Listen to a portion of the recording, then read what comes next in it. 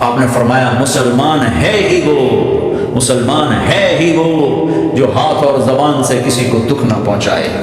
آپ نے کہا واللہ لا یؤمن، واللہ لا یؤمن، واللہ لا یؤمن، اللہ کی قسم ایمان والا نہیں، اللہ کی قسم ایمان والا نہیں، اللہ کی قسم ایمان والا نہیں۔ کون؟ شراب پینے والا نہیں، نماز چھوڑنے والا نہیں، زنا کرنے والا نہیں، جوا کھیلنے والا نہیں۔ کون؟ الذی لا یامن جارہ بوائقہ، جو اپنے نیبر کو تنگ کرتا ہے وہ ایمان والا نہیں، جو اپنے پڑوسی کو تنگ کرتا ہے وہ ایمان والا نہیں، جو اپنے ساتھ رہنے والے کو تنگ کرتا ہے وہ ایمان والا نہیں ہے۔ اپنی زبان کو میٹھے بول کا عادی بنا لو، سہنا سیکھو۔ ہیرا کیا ہے؟ کاربن ہے، ہیرا کاربن ہے۔ ہیرا کیسے بن گیا؟ ڈائمنڈ کیسے بن گیا؟ پریشر کو سہتے سہتے سہتے سہتے اللہ نے اسے ہیرا بنا دیا۔ اگر تم ہیرا بننا چاہتے ہو، محبوب بننا چاہتے ہو، تو غصہ پینا سیکھو، زبان پہ قابو پانا سیکھو۔ اپنی زبان کے اوپر اللہ نے 2 دروازے لگائے، بند کرنا، 32 تالے ہیں، ان کو بند کرنا سیکھو اللہ کے واسطے۔ اگر زندگیوں میں خوشی لانا چاہتے ہو تو برداشت کرنا سیکھو، اور اس زندگی کو برباد کرنا ہے تو زبان کھول دو۔ جس کی زبان کھل گئی اس کا دین گیا، جس کی زبان ہاتھ میں آ گئی اس کا سارا دین ہاتھ میں آ گیا۔ حضرت لقمان کا فرمان ہے، بیٹا میں چپ رہنے پہ کبھی اب پچھتایا، میں چپ رہنے پہ کبھی نہیں پچھتایا، مجھے چپ رہنے کا کبھی افسوس نہیں ہوا، مجھے جب بھی افسوس ہوا اپنے بولنے پر ہی ہوا ہے کہ یہ میں نے کیا کہہ دیا۔ ہائے ہائے، اگر تم خامد ہو تو بیوی کے لیے رحمت بن جاؤ، بیوی ہو تو خامد کے لیے رحمت بن جاؤ، ایک دوسرے کو عزت دو، ہاتھ اٹھانا، گالیاں دینا، یہ کہاں کی انسانیت ہے؟ پھر ہمارا معاشرہ جوائنٹ فیملی سسٹم ہے، ساس ہو کر سسر ہو کر بچے اور بچی کی زندگی میں اتنا داخل ہو جانا کہ ان کی زندگی کو برباد کر دینا، یہ میرے پورے معاشرے کا ایک سلگتا ہوا، ایک سلگتا ہوا، ایک جلتا ہوا، ایک دکھ دیتا ہوا، یہ ایک اتنا بڑا روگ ہے کہ میں کتنے ہی آنسو بہاؤں تو میں اس غم کا حق نہیں ادا کر سکتا جو ہر گھر میں لڑائی ہے۔ ساس اور سسر کا بے جا دخل بچے بچی کی زندگی میں، اس نے گھروں کو آگ لگا دی ہے۔ ہمارے پڑوسی ذمہ دار ہیں، ان پڑھ ہیں، بڑے ذمہ دار، تعلیم اتنی نہیں ہے، تو ان کے ایک بچے کا میں نکاح پڑھانے گیا تو ان کے والد بیٹھے تھے نکاح سے پہلے ایسے ہی، تو مجھ سے کہنے لگے مولانا صاحب میری بیوی نے مجھ سے کہا کہ دیکھو ہم دونوں عمر گزار چکے ہیں، تو ایسا کرو اپنے بیٹے کا گھر الگ بناؤ اور اس کی بیگم کو وہاں لے کر آؤ، اگر یہاں لے کر آؤ گے تو ہم دونوں کہیں ان کی زندگی خراب نہ کر بیٹھیں اور ان کی زندگی میں دخل دے دے کر کہیں ان کی زندگی کو تنگ نہ کر دیں۔ میرے بیٹے کا الگ گھر بنا، وہاں اس کی بیگم لوگ کے لے کر آ تاکہ ہم ان کی زندگی میں داخل نہ ہو سکے۔ میں حیران ہوں ان کو دیکھ رہا کہ ان پڑھ باپ، ان پڑھ ماں، اور اتنی اعلیٰ درجے کی بات۔ اب ہر آدمی میں یہ سکت نہیں کہ اپنے بیٹے کے لیے الگ گھر بنائے، یہ تو ہمت ہے کہ ان میں دخل دینا چھوڑ دیں کہ خامد سے زیادہ خامد کے ماں باپ اس کی بیوی پہ حق جتا رہے ہیں۔ یہ میرے نبی کی معاشرت نہیں ہے، میں دکھ سے کہہ رہا ہوں۔ اب محسوس نہ فرمائیں، کوئی عورت ساس ہے تو محسوس نہ کریں، کوئی سسر بیٹھے محسوس نہ کریں، میں درد بھری فریاد کہہ رہا ہوں۔ یہ میرے معاشرے کا سلگتا ہوا ایک مسئلہ ہے، ایک گہرا داغ ہے جس نے زندگیوں کو تباہ و برباد کر کے رکھ دیا ہے۔ کہیں اس کو الٹ بھی ہوتا ہے کہ آنے والی لڑکی ایسی بدتمیزی کرتی ہے کہ اس کے خامد کے ماں باپ کو بے عزت کر کے رکھ دیتی ہے، رشتہ داروں سے توڑ کے رکھ دیتی ہے۔ یہ کیسز بھی ہیں لیکن یہ تھوڑے ہیں، یہ دوسرے والے زیادہ ہیں۔ میں اپنے نبی کی معاشرت بتانا چاہتا ہوں کہ میرے نبی کی زندگی میں محبت کے سوا کچھ نہ تھا، کل کائنات کے نبی ہیں۔ اور حضرت عائشہ سے کہہ رہے عائشہ دوڑ لگا، عائشہ دوڑ لگا۔ کوئی وہاں کہہ سکتا ہے، کوئی مولانا کہہ سکتا ہے بیوی سے آؤ آؤ بیگم دوڑ، تمہارا دوڑے بولتا گاڑی نکل نکل تجھے دوڑنا کتنے، پھر پوڑیاں چڑھ دے رہے کرو، پوڑیاں چڑھو میں۔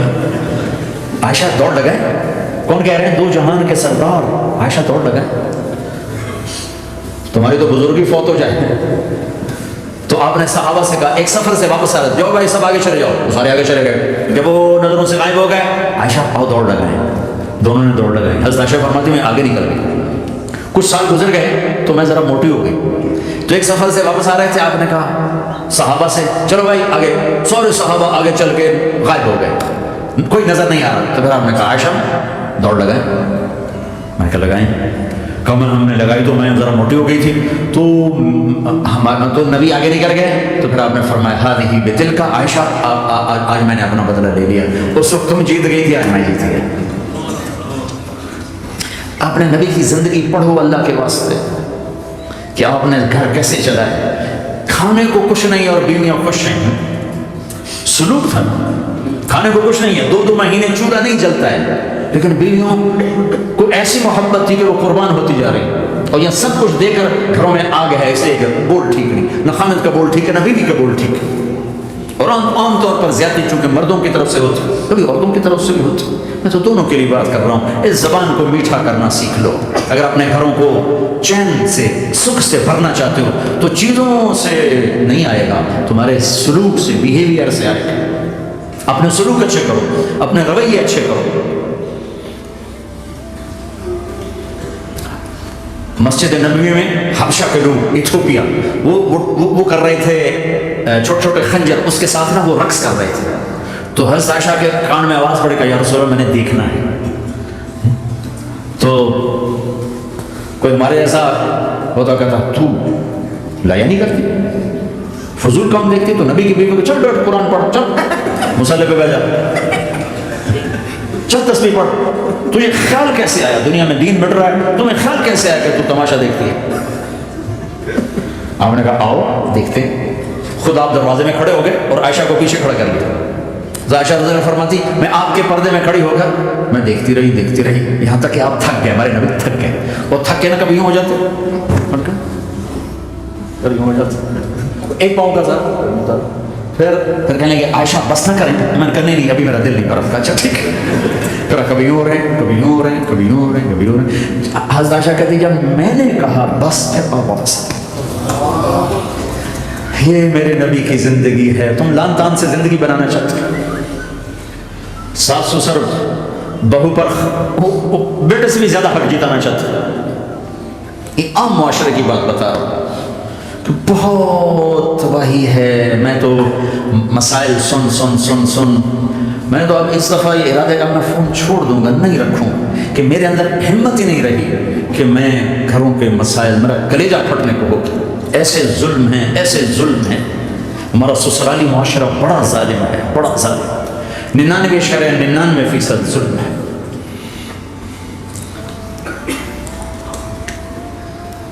یہ آنے سے پہلے ایک بچی کی بات، پنڈی سے اس کا فون آیا کہ سسرال نے کہا تھا بچی ہوئی تو طلاق دے دیں، بچی ہو گئی، میں نے ہاتھ جوڑے، پاؤں پکڑے، میرا کیا قصور ہے، اللہ کی تقدیر ہے، طلاق دے دی، نکال دیا گھر سے۔ حج میں 2 بچی ساتھ تھے، ابھی میرے حج میں، تو 22-23 سال کا بچہ تھا، اتنے سال کی بچی تھی، تو وہ میرے ساتھ حج میں کٹھے تھے، تو ہم عرفات میں تھے، تو وہ بچہ میرے پاس آ گیا، اور بس مولانا میں اپنے گھر سے بڑا تنگ ہوں، اور میں نے فیصلہ کیا میں جاتے اپنی بیوی کو طلاق دے دوں گا۔ میں نے کہا شادی کتنا سال ہے؟ 3 سال۔ میں نے کہا بیٹا ایسا نہ کرو، میں جب حج سے ہم واپس جائیں گے نا عزیزی میں، تو تم دونوں میاں بیوی میرے پاس آنا۔ تو ہم جب واپس گئے تو میں نے پہلے اس کی بچی کو بلایا، اور وہ خود ہی ملنے آ گئے کہ میرے کچھ مسائل ہیں۔ پھر اس نے بیچارے نے اپنا ٹکڑا شروع کیا، تو کہا جی 1 سال بچہ نہیں ہوا تو میری ساس نے مجھے اتنا ذلیل کیا سسرال نے، یہ تو پانچ ہے، اس کا تو ہونا ہی نہیں ہے، اور اتنے تانے کہ میرے ماں باپ بھی رو برا حال، میرا رو برا حال۔ پھر آخر یہ ہوا کہ چلو میڈیکلی دیکھا جائے، ٹیسٹ کیا گیا تو فالٹ بچے میں نکلا، میں تو کلیئر تھی، تو پھر میری ساس کی ٹیپ بدل گئی، تو تقدیر ہے، تقدیر میں لکھا تھا تقدیر ہے، اب تقدیر ہے اللہ کی رضا پہ، پہلے اس کو ذلیل کیا ہوا تھا، اور جب بیٹے میں فالٹ نکلا تو تقدیر ہے، تو اللہ کی رضا پہ راضی ہو جائے۔ چھوٹے مسائل۔ جب میں نے تھوڑی سی ان سے سٹنگ کی تو ابھی میں اس سے فون سے ان ٹچ ہوں کہ کہیں یہ پھر بیوقوفی نہ کر بیٹھے، کہ مولانا ہمارا گھر سکھی ہو گیا پر ماں باپ دونوں ناراض ہو گئے۔ میں نے ان کی ناراضگی کی فکر نہ کر، انہیں راضی کرنا تیرے ذمہ، تیری بیوی کے ذمہ نہیں ہے، تو اپنا حسن سلوک باقی رکھ۔ اس حد تک یہ ہمارے گھروں میں جو نہ جاننے کی وجہ سے دیکھو تمہارے یہاں ٹریفک کا سسٹم کتنا اچھا ہے، 10,000 گاڑیاں چل رہی ہوں، ٹریفک بلاک نہیں ہوتی، چل رہی ہوتی، چونکہ ہر آدمی اپنی لائن میں چل رہا ہوتا ہے۔ اور ہمارے پاکستان میں 10 گاڑیاں کٹھی ہو کے ساتھ پھنسا کے کھڑی ہو جاتی ہیں، ساری رات کھلوتے ہیں، اندر راہ نہیں دیتے، کھلوتے ہیں کئی دفعہ تو ہٹ تو پیچھے ہو 200 گاڑیاں ادھر 200 ادھر۔ یہ چونکہ میں روز سڑکوں پہ چلتا ہوں، روز یہ تماشا دیکھتا ہوں۔ اگر تم اپنی لائن میں رہو تو کچھ فساد ہی نہیں، جب تم اپنا بیریئر کراس کرتے ہو پھر فساد شروع ہو جاتا ہے۔ تو بھائیو اپنے نبی کی زندگی سیکھو، ایک سارا چھوٹا سا کام، زبان، غیبت چھوڑ دو، جھوٹ چھوڑ دو، گالی چھوڑ دو، تانا چھوڑ دو، طنز چھوڑ دو، برا بھلا کہنا چھوڑ دو، بلکہ حوصلہ افزائی کرو، تعریف کرو۔ ایک ہماری دھوبن تھی ماسی شریفہ، اور ہم 85 میں فوت ہوئی، سن 85، بہت لڑاکی تھی۔ تو آگے ایک دن میری بہن کے پاس کہنے لگی بی بی میری نو میں نے بڑا لڑتی آتی، میں نے کوئی تویز دے، ساری میری نوکر بڑھ گئی۔ تو میری بہن نے ایسے نا ایک کاغذ پر نا وہ کل لکیریں لکونے لگا کے تو وہ ایسے بالکل رول کر کے کہا کہ ماسی شریفہ جب تیری لڑائی شروع ہو نا تو نے یہ تعویذ یہاں رکھنا ہے اور اس کو گرنے نہیں دینا، اگر یہ گر گیا تو بڑا فساد ہو رہا ہے۔ اب کیا چکر تھا، چپ کرانا تھا اس کو، لڑائی تو ساری اس کی تھی۔ ہفتے کے بعد وہ آ گئے، بی بی تو تا ایسا تویت دکھتا ہے، ساری لڑائی مک گئی، کیوں جو ماسی شریف آپ چپ ہو گئے، یا وہ شروع ہوتا وہ ایسے کر کے بیٹھ جاتا، لڑائی ختم۔ تو میں سب کو یہ تعویذ دے کے جا رہا ہوں، جب تمہاری لڑائی شروع ہو تعویذ یہاں رکھ لینا، بولنا نہیں، دیکھنا چند دنوں میں تمہارے گھروں میں محبت کے پھول کھلیں گے۔ یہاں بہت زیادہ طلاق بڑھ چکی ہے، تھوڑے دنوں میں طلاق جو ایک دوسرے کی برداشت نہیں ہے۔ یہ میرے نبی کی زندگی ہے، برداشت کرو۔ دوسری بات میرے نبی نے فرمایا، میرے بیٹے انس تمہیں ایک عظیم سنت بتاؤں، عظیم حدیث کا اسلوب یہ نہیں، میں اس کو زیادہ واضح کرنے کے لیے اس کا تھوڑا سا اسلوب بدلا ہے، مطلب ایک ہی ہے۔ میرے بیٹے انس تمہیں حدیث پڑھ سناتا ہوں، یا بنی ان استطعت ان تصبح وتمسي وليس في قلبك غش لاحد فافعل، ثم قال وذلك من سنتي ومن احب سنتي فقد احبني ومن احبني كان معي في الجنه۔ اس کو میں یوں بیان کرتا ہوں، میرے بیٹے انس تمہیں ایک عظیم الشان سنت بتاؤں، ذالکہ کا ترجمہ، میں تمہیں ایک بہت بڑی سنت بتاؤں، بہت بڑی سنت۔ ہم تو ذرا ابھی نیچے چل رہے ہیں، میرے نبی نے کہا بڑی سنت بتاؤ، کہ یا رسول کیا؟ کہ صبح شام اپنے دل کو لوگوں کے بغض سے صاف کر دیا کر۔ جس گھر کو صبح شام صاف کیا جائے کتنا وہ چمکدار ہو جائے، جس کپڑے کو صبح شام دھویا جائے، پریس کیا جائے، کتنا چمکنے لگ جائے گا۔ تو دل بھی ایک گھر ہے، دل بھی ایک کپڑا ہے، اس پر داغ لگتے ہیں۔ جب میں کسی کے ساتھ نیگیٹو ہوتا ہوں تو اس کا اثر اس کے دل پہ جاتا ہے۔ تو میرے نبی نے فرمایا بیٹا چونکہ آندھی بہت زیادہ ہے تو صرف ایک دفعہ جھاڑو دینا کافی نہیں ہوگا، صبح بھی جھاڑو دینا ہے اور شام کو بھی جھاڑو دینا ہے، اور رات کو سونے سے پہلے یہ کہہ کے سویا کرو یا اللہ میں نے سب کو معاف کیا۔ کوئی معافی مانگنے آ جائے تو دیر نہ کرنا، فوراً معاف کرنا، اور تم سے خطا ہو جائے تو معافی مانگنے میں دیر نہ کرنا۔ کوئی تم سے زیادتی ہو جائے تو معافی مانگنے میں دیر نہ کرنا، اور تم پر زیادتی کر کے کوئی معافی مانگنے آ جائے تو معاف کرنے میں دیر نہ کرنا۔ اللہ کی رحمت تمہیں ایسے چھاؤں میں لے لے۔ دل کو صاف رکھو، بے حساب جنت میں جاؤ گے، بغیر حساب جنت میں جاؤ گے۔ دلوں کو صاف کرنا سیکھ لو۔ اپنے دل کو جھاڑو سے دیکھو نا، اگر ہم اپنے گھر کو صاف نہیں کریں گے تو کتنا گندا ہو جائے گا، اور صاف کریں گے تو چمکدار ہو جائے گا۔ دل تمہارا گھر ہے، اس کو اللہ نے اپنے لیے پسند کیا ہے، اس کو صاف کرو صبح بھی شام بھی۔ یا اللہ میں کسی سے ناراض نہیں۔ اگر تم اس مجمع میں ایسے لوگ بیٹھے ہو جو کسی سے تم بولتے نہیں ہو، بھائی ہے، دوست ہے، میاں ہے، بیوی ہے، چاچا ہے، بھتی، آپس میں اگر تم کٹے ہوئے ہو، ہاتھ چھوڑتا ہوں، اٹھتے ہی صلح کر لو۔ چونکہ میرے نبی کا فرمان ہے جب دو مسلمان آپس میں لڑ پڑیں اور بات نہ کریں تو اللہ ان کے سارے عمل مردود کر دیتا ہے، کہتا ہے جب تک یہ صلح نہیں کریں گے ان کا کوئی عمل قبول نہیں۔ تو اپنے دل پہ پتھر رکھو، معاف کرو، خود جا کے معافی مانگو، چاہے جتنا اس میں تمہیں زور لگانا پڑے مانگو۔ اللہ کی قسم میرے نبی کا فرمان ہے معاف کرنے سے عزت گھٹے تو مجھ سے لے لو، معاف کرنے سے عزت نہیں گھٹتی۔ ہے ایک بچے نے معافی مانگی اور ماں اس کو کہہ رہی تو اتنا بے غیرت ہو گیا ہے کہ تو نے معافی مانگی. ماں کہہ رہی تو اتنا بے غیرت ہو گیا تو نے معافی مانگی. ماؤں کا یہ سبق ہوگا تو اولاد کیا کرے گی؟ آپ سوئے ہوئے ہیں، سفر میں ہیں، میرے نبی ایک بدو آیا، غورس اس کا نام تھا، غورس.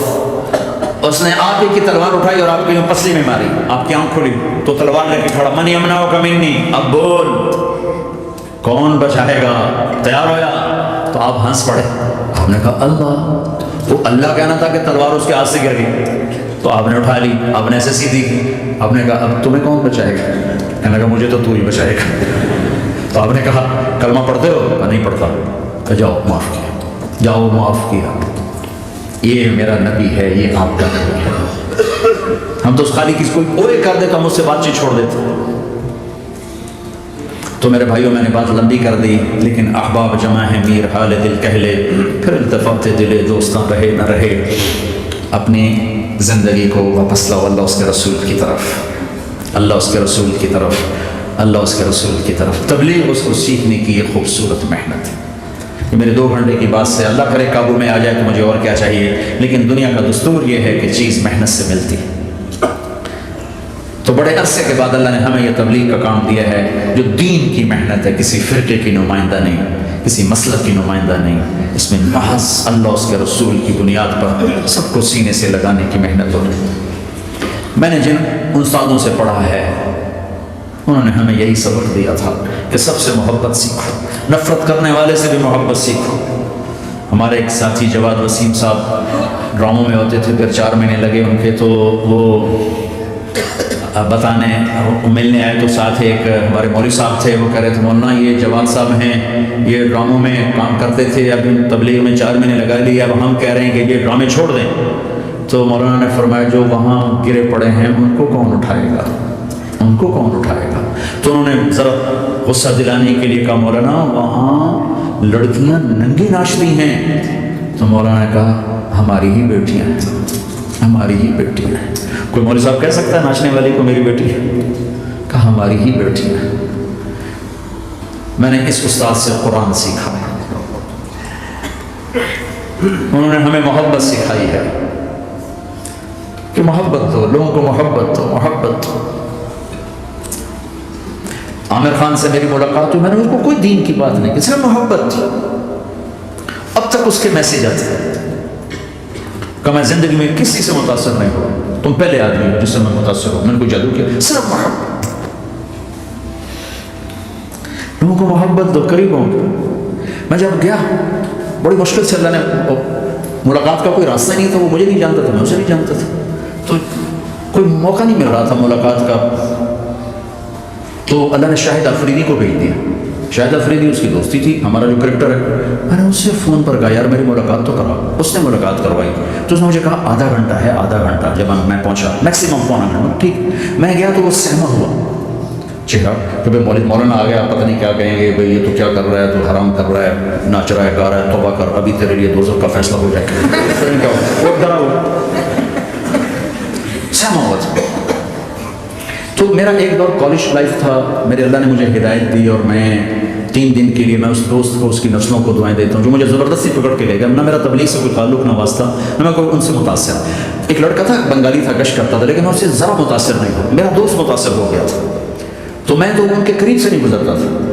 تو وہ اور میں اسکول میں اکٹھے آ رہے تھے، کالج میں اکٹھے آ رہے تھے. تو وہ متاثر ہوا، وہ 3 دن کے لیے جا رہا تھا تو مجھے بتائے بغیر میرا ہاتھ پکڑ کے لے گیا، مجھے کام ہے چلو میرے ساتھ.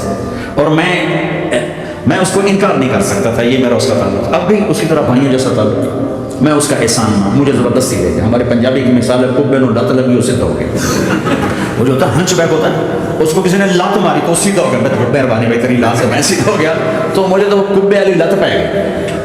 تو اللہ نے مجھے اس طرف لگا دیا. اور جب میری کالج لائف میں نے کالج کا بہترین سنگر تھا، اسکول کا بہترین سنگر جنید جمشید کیا ہے جو اس زمانے میں یہ سارا اٹھا گیا، میں نے سارا کیا. تو اب وہ بیچارہ ایسے بیٹھا ہوا، تو میں نے اس سے بیٹھتے ہی فلموں کی باتیں شروع کر دی. اور تھوڑی دیر بعد میں نے محسوس کیا کہ فرام 60 to 72 جو فلم انڈسٹری کو جتنا میں جانتا تھا اتنا وہ نہیں جانتا تھا. تو اس کے اوپر میرے علم کا روپ پڑ گیا, اس کی لائن کا علم تھا. تو حیران پریشان جب بات تو ہو رہی ہے تو کبھی دلیپ کمار کی باتیں شروع ہو گئی, کبھی راج کپور کی شروع ہو گئی, اور کبھی محبوب صاحب شروع ہو گئے, کبھی مدن موہن شروع ہو گئے. وہ آدھا گھنٹہ تو یوں گزر گیا. تو آدھے گھنٹے کے بعد میں نے کہا کہ ہمارا تو ٹائم اوور کریں گے, اٹھیں چلے ادھر چل کے بیٹھتے ہیں کھانے کی ٹیبل پر, تو وہاں جا کے بیٹھ گئے. پھر وہی باتیں شروع ہو گئی. جب اس کا سارا خوف دور ہو گیا اور ریلیکس ہو, اس میں پونے گھنٹے سے 50 منٹ گزر گئے تھے. تو پھر میں نے کہا عامر بھائی آپ حج پہ آئے ہیں, اگر آپ اجازت دیں تو آپ کو اپنے نبی کا حج سنو. کہنے ہاں جی ضرور سنائی. پھر میں 1.25 گھنٹہ بولتا رہا اور وہ ایسے کر کے یہاں سے وہ یوں نہیں ہوا, 1.25 گھنٹہ ایسے بیٹھ کے ہلا نہیں اپنی جگہ سے. لوگ محبت کے بھوکے ہیں, تم فتوے دینا شروع کر دیتے. جنید جمشید کے بارے میں مجھے پتا چلا کہ ساتھی اس کے گھر کھانا نہیں کھاتے کہ حرام کمائی. وہ بہت ڈس ہارٹڈ ہے, نیا نیا تبلیغ میں آ رہا تھا. میرا آگے کہیں سفر تھا, جماعت میں جا رہے تھے, کراچی سے آگے جانا تھا. تو میں نے اسے فون کیا کہ میں آ رہا ہوں, میں کھانا تیرے گھر کھاؤں گا. تو کہنے لگا میرے گھر؟ میں نے کہا ہاں تمہارے گھر. پھر کہنے لگا میرے گھر؟ میں نے کہا ہاں تمہارے گھر. کہا واقعی میرے گھر؟ میں نے کہا ہاں واقعی تمہارے گھر. کہا یہ تو میرا تو گھر تھا, کوئی نہیں کھانا کھاتا, کہتے حرام ہے. میں نے کہا میں اتنا بڑا مولوی نہیں ہوں, میرا گزارا ہو جائے گا.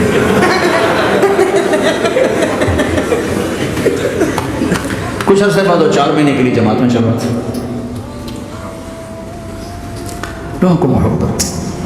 میں رائمنڈ میں بیٹھا تھا, ایک شخص آ گیا, کہا جی وہ مبارک سینما لاہور میں تھا, اس کا مالک آ رہا تھا چند دنوں سے رائمنڈ. آج وہ کچھ گھر سے لے کر آیا, تو ایک دی وہاں کسی رائمنڈ میں کسی کو پیش کی, تو اس نے انکار کر دیا, میں نہیں کھاتا, آپ کی کمائی حرام ہے. تو بہت زیادہ شرمندہ ہو رہا. میں نے کہا اسے لے آؤ جلدی سے میرے پاس.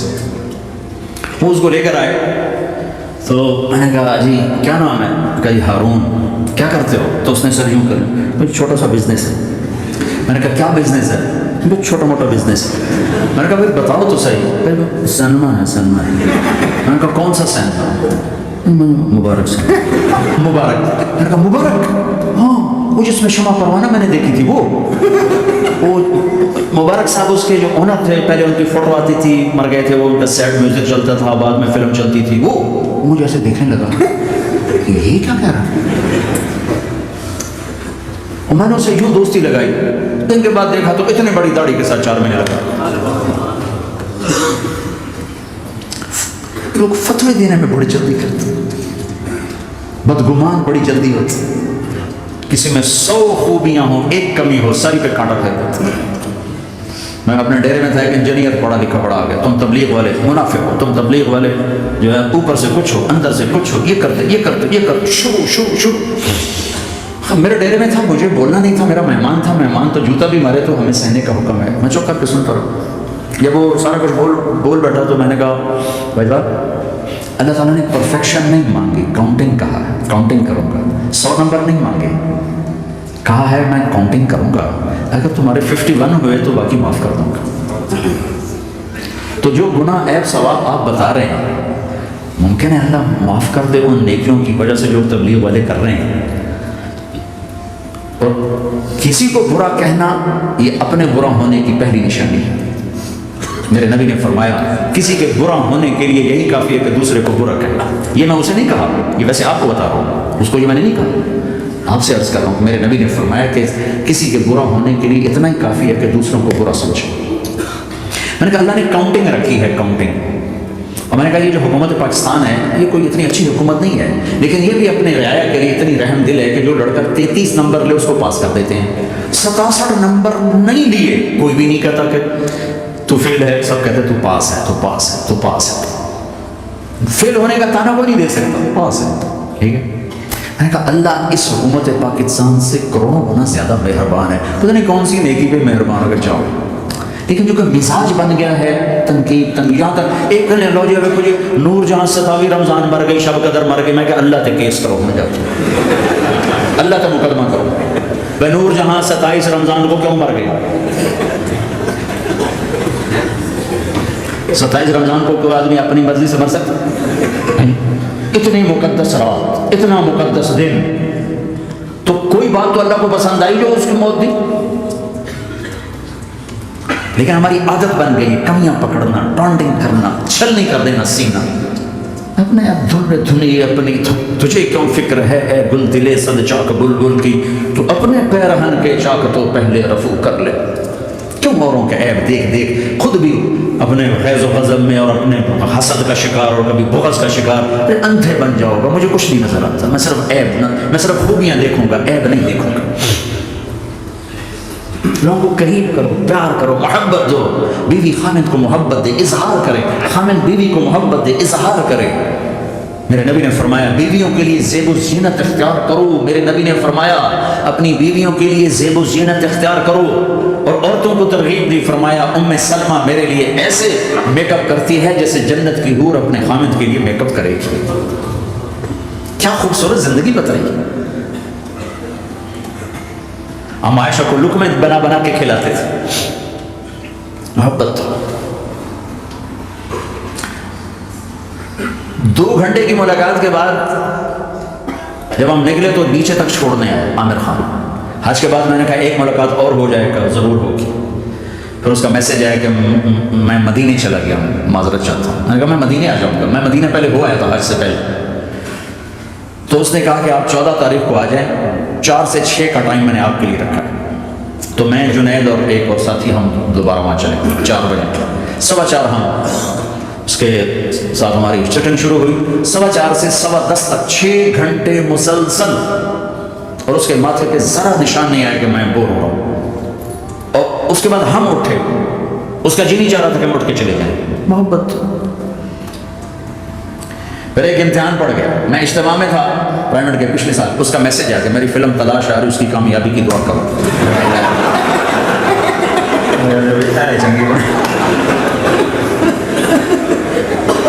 اب کیا کروں،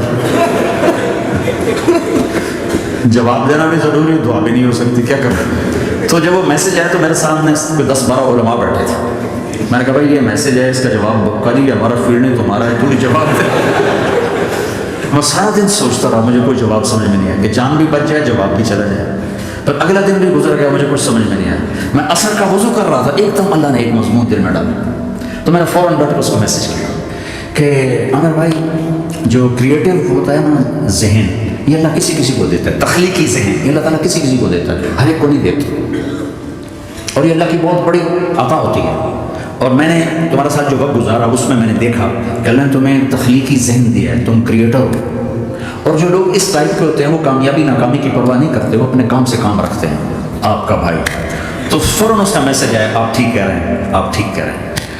بات ہو گیا، پھر میں تھا ہانگ کانگ، میں نے وہاں سے اس کو میسج کیا، دیکھو کسی مصروف آدمی کو براہ راست فون نہ کیا کرو، میسج کیا کرو کہ میں آپ کو فون کر سکتا ہوں، چونکہ میں اس کا بہت ستایا ہوا ہوں، بہت ستایا۔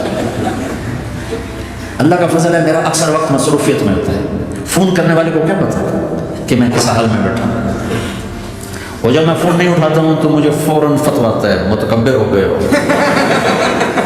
میں وزیر اعلیٰ نہیں اس لیے میرا فون نہیں اٹھا رہے، میں سعید انور ہوتا، جنید جمشید ہوتا، میں شہباز شریف ہوتا، میں پتہ نہیں پرویز الہی ہوتا، تو پھر تو تم میرا فون اٹھاتے۔ اس قسم کے میسج آتے ہیں پھر جو انتہائی تکلیف دہ ہوتے ہیں۔ کسی کی جو ذاتی زندگی ہے وہ اس کو اللہ نے حق دیا ہے، اس میں انٹرفیرنس جو ہوتی ہے کہ میں کسی کی بات سنوں نہ سنوں، اللہ نے مجھے حق دیا ہے۔ پھر خاص طور پر آپ فون کر رہے ہیں، آپ کو کیا پتہ کہ اگلا کہاں بیٹھا ہوا ہے، اور اس نے بہت لوگوں کو بد اخلاق بھی کر دیا ہے، بدتمیز بھی کر دیا ہے، اور کچھ ایسا فوبیا ہو گیا ہے۔ میں ٹوائلٹ میں نے سنا فون پہ گلاں کرتا بیٹھا ہوں، بس لینڈ لگی اندر گلاں کرتا بیٹھا۔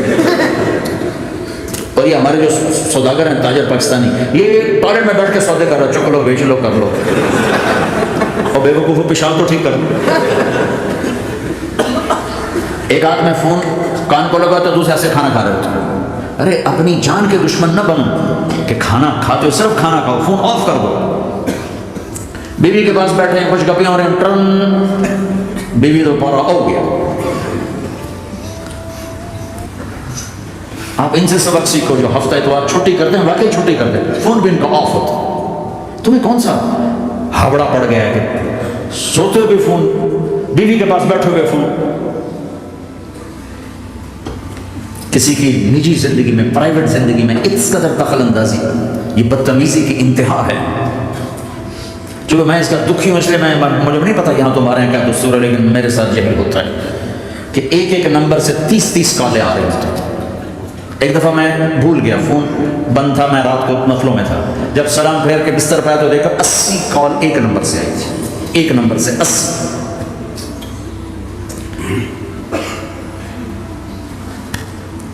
किसी को भी फ़ोन करना हो, अगर तुम्हारी शनासाई अच्छी है, जो मर्जी करो, लेकिन उसका भी टाइम देखो।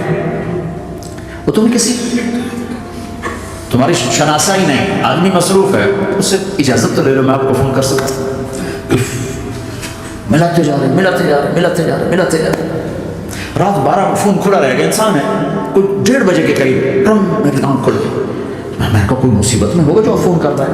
हाँ जी मौलाना साहब मसला पूछना था कि टॉयलेट में दुआ पढ़ सकते हैं कि नहीं पढ़ सकते? मैं कहा फिर मुँह तेरे मसला, वो तुझे 1:30 बजे ये याद आ रहा है।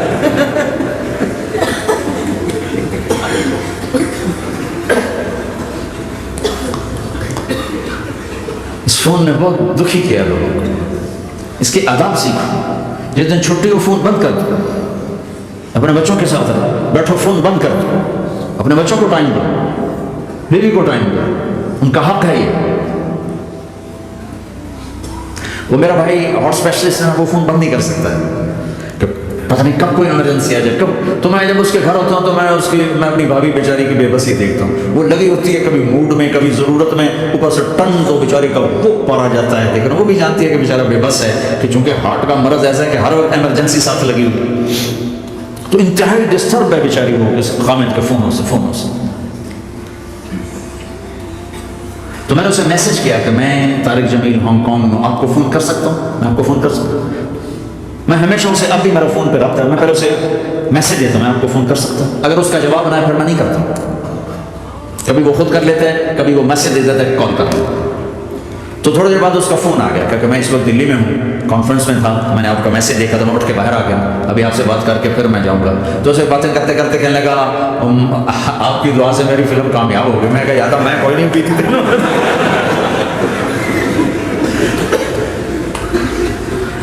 भाइयों मोहब्बतें बांटो, नफरतें तो पहले ही बहुत फैल चुकी। नशा पिला के गिराना तो सबको आता है, मज़ा तो तब है कि गिरते को थाम ले साथ। बुरे को बुरा कहना कौन सा मुश्किल काम, बुरे का हाथ पकड़कर सीने से लगाना, बुराई से निकालना, काम तो ये है। मैंने बहुत लंबी बात कर दी, मैं माजरत चाहता हूँ, माफ़ी चाहता हूँ। मजमा भी बहुत ज़्यादा है, मस्तूरात भी हैं, और इसके ज़रिए से आगे पता नहीं कहाँ कहाँ पैगाम जा रहा है। और हर घर का ये रोग है कि दिल फटे हुए हैं, और उसके पीछे 2 चीज़ें, एक ज़बान का गलत इस्तेमाल है, एक दिल का बुग़्ज़ है। 2 पे काबू पा लो, ज़बान पे काबू पाना सीख लो, चूँकि ऊँच नीच हमेशा रहेगी, और अपने दिल को बुग़्ज़ से धोना सीख लो। तो इंशाअल्लाह अज़ीज़ अल्लाह तबारक व तआला आपको यहाँ भी जन्नत का मज़ा चखाएगा और आगे भी जन्नत अता फरमाएगा। मैंने अपनी बेगम से कहा कि तेरे अखलाक का पता चलेगा जब तू सास बनेगी। माँ होकर तो हर माँ बच्चों पे फिदा होती है, जिस दिन तू बहू घर में लाई और उसके साथ तूने बेटी वाला मामला किया तो फिर मैं तेरे अखलाक को सलाम कहूँगा। और मैं अल्लाह का शुक्र अदा करते हुए कह रहा हूँ कि उसने उसको तीसरी बेटी बनाई, मेरी 2 बेटियों ने उसको तीसरी बेटी बनाई।